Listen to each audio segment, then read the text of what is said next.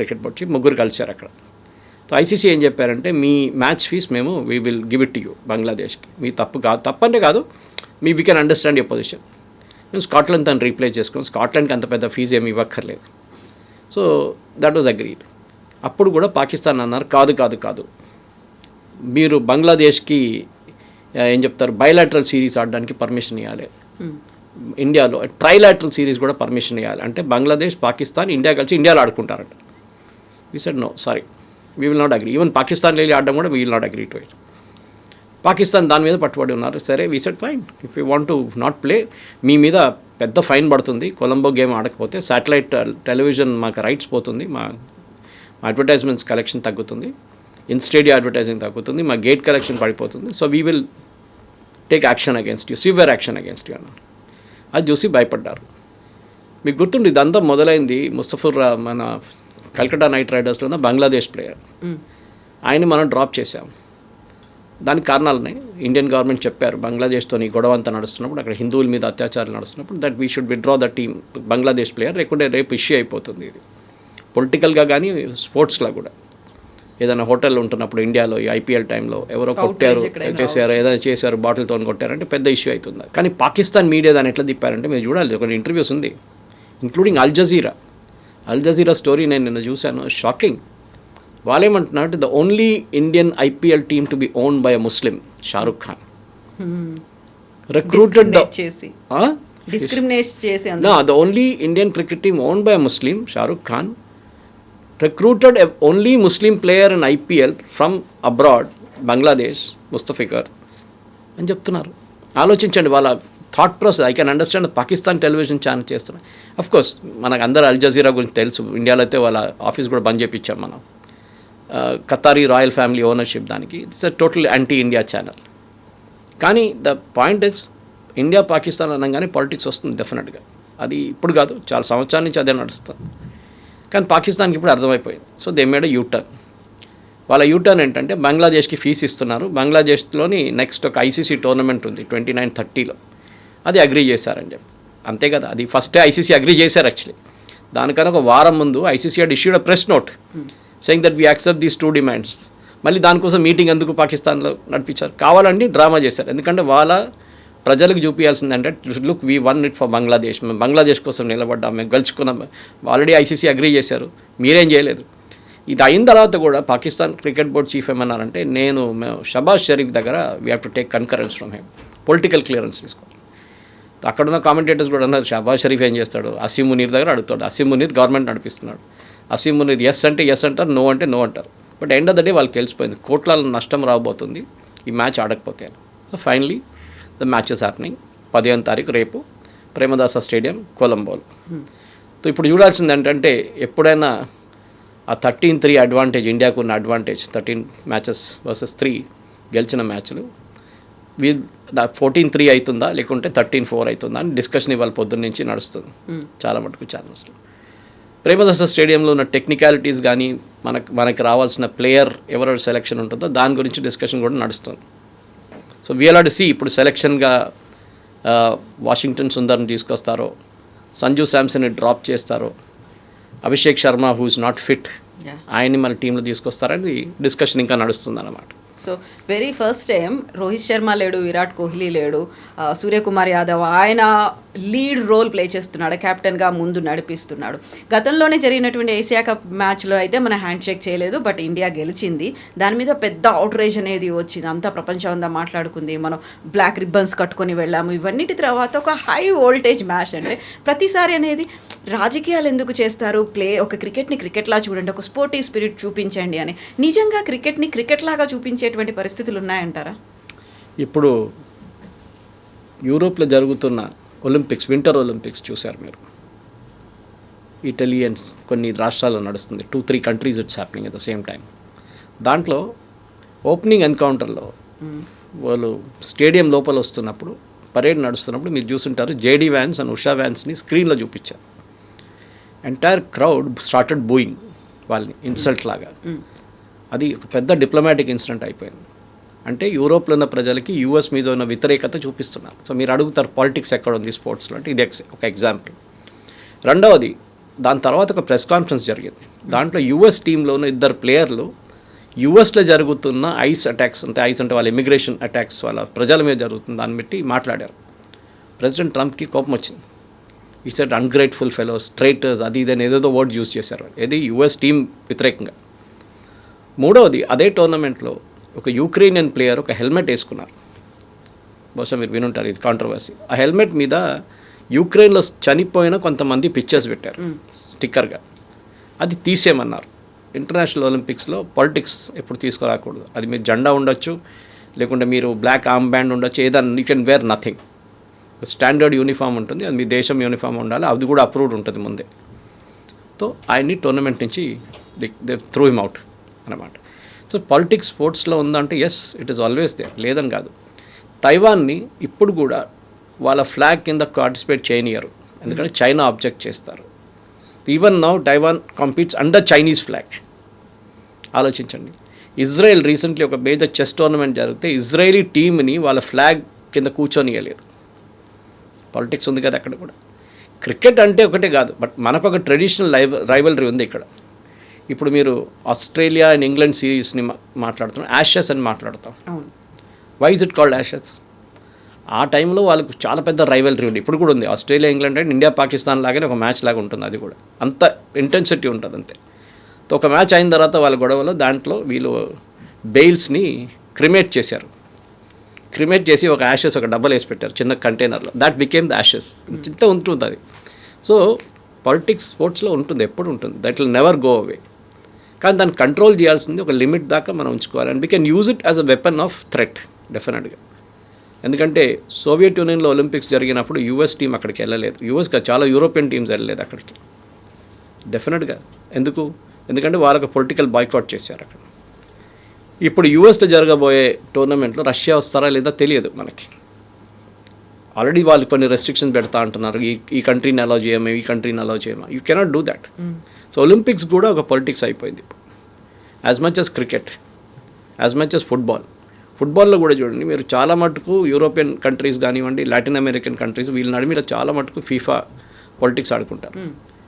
So మనం భారత్ పాకిస్తాన్ ఎన్కౌంటర్ని ఒకటే పొలిటిక్స్గా చూడకూడదు. And definitely this game is interesting, ఎందుకంటే ఒకటి ఇది శ్రీలంకలో జరుగుతుంది, న్యూట్రల్ వెన్యూ ఒకటి.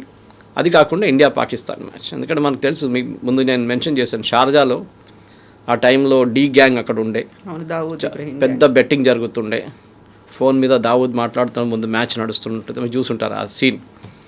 సో షార్జా నుంచి వి మూవ్ డౌన్ లేటర్ మనం దుబాయ్కి వచ్చాం. దుబాయ్లో కొన్ని మ్యాచ్లు జరిగినాయి. ఇప్పుడు కూడా ఇండియా పాకిస్తాన్ మ్యాచెస్ ఒక న్యూట్రల్ వెన్యూలు నడిపిస్తే కూడా టికెట్లు అమ్ముడిపోతాయి, ఫుల్గా పోతుంది. ఇన్ఫ్యాక్ట్ ఏషియా కప్ ఫైనల్లో I was there in Dubai that time. మ్యాచ్కి వెళ్ళలేదు కానీ నేను దుబాయ్లో ఉన్నాను ఆ రోజు. నేను మ్యాచ్ కూడా చూడలేదు, కొంచెం టీవీలో చూశాను, కానీ అదర్ ఎంగేజ్మెంట్స్ ఉండే నాకు ఆ రోజు. కానీ ఆ రోజు అక్కడ స్ట్రీట్లో చూడాలండి, మొత్తం రోడ్లన్నీ ఖాళీగా అయిపోయినాయి, no traffic on the road.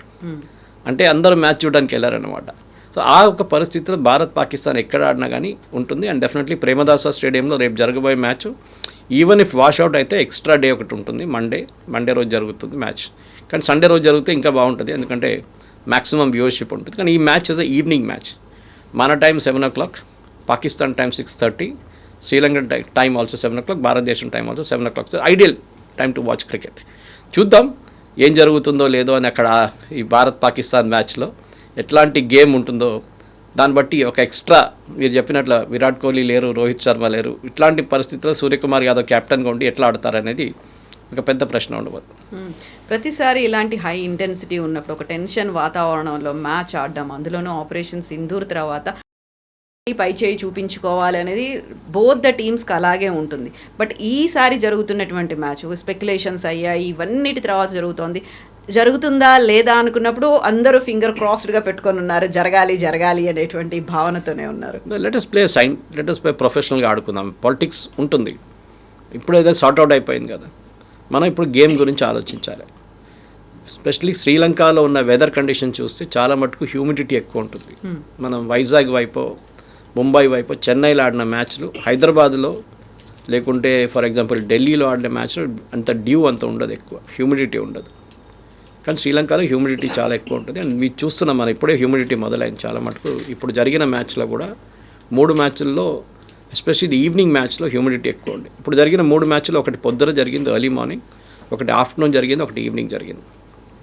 So డెఫినెట్గా దీని రిజల్ట్ మనం చూడాల్సిందే ఏం జరగబోతుంది అనేది. బట్ ఇండియన్ టీంలో కొన్ని మార్పులు రావచ్చు అంటున్నారు. I'm not a professional cricketer or commentator, కానీ నాకు తెలిసిన ఎస్ డెఫినెట్గా.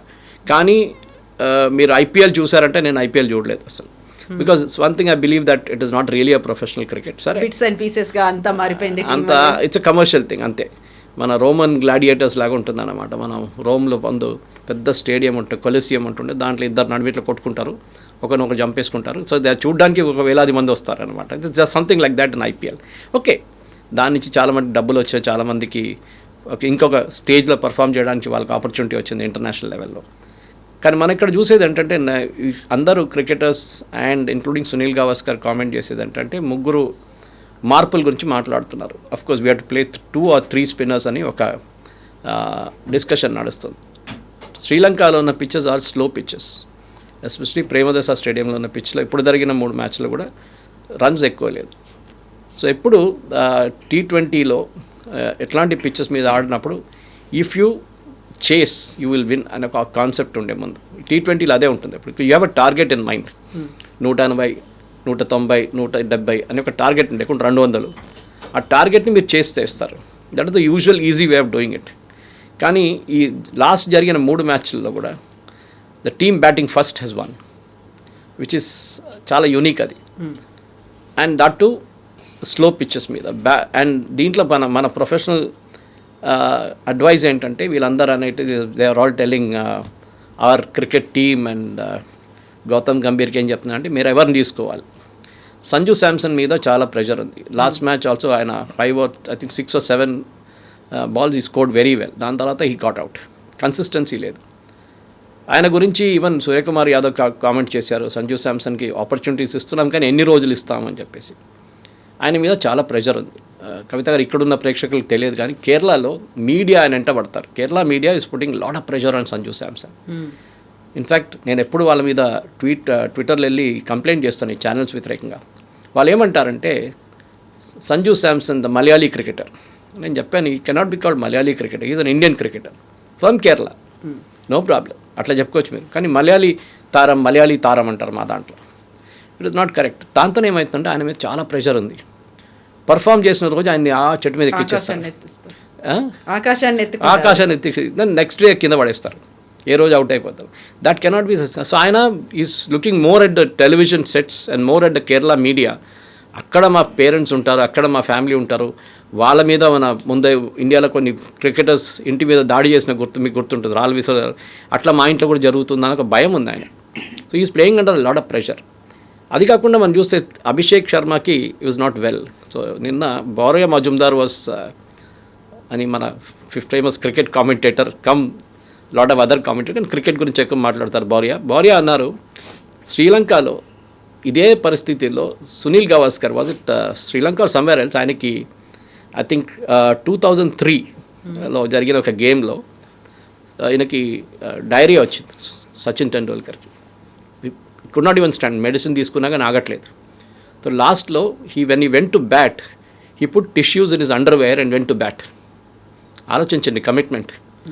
టిష్యూస్ పెట్టి సెటప్ పెద్ద టిష్యూస్ పెట్టి ఒక 20-30 టిష్యూస్ పెట్టి బ్యాటింగ్కి వెళ్ళారంట. సో ఈ was suggesting to Abhishek Sharma you do the same thing. Commitment అంటే అది. నాకు డైరియా ఉంది, నాకు ప్రాబ్లం ఉంది, నాకు స్టమక్ అప్సెట్ అయింది, sorry you have given 2-3 days rest. ఎందుకంటే నెక్స్ట్ మ్యాచ్ ఇండియాకు ఉన్నది I think somewhere it's around the 22nd Super 8లో.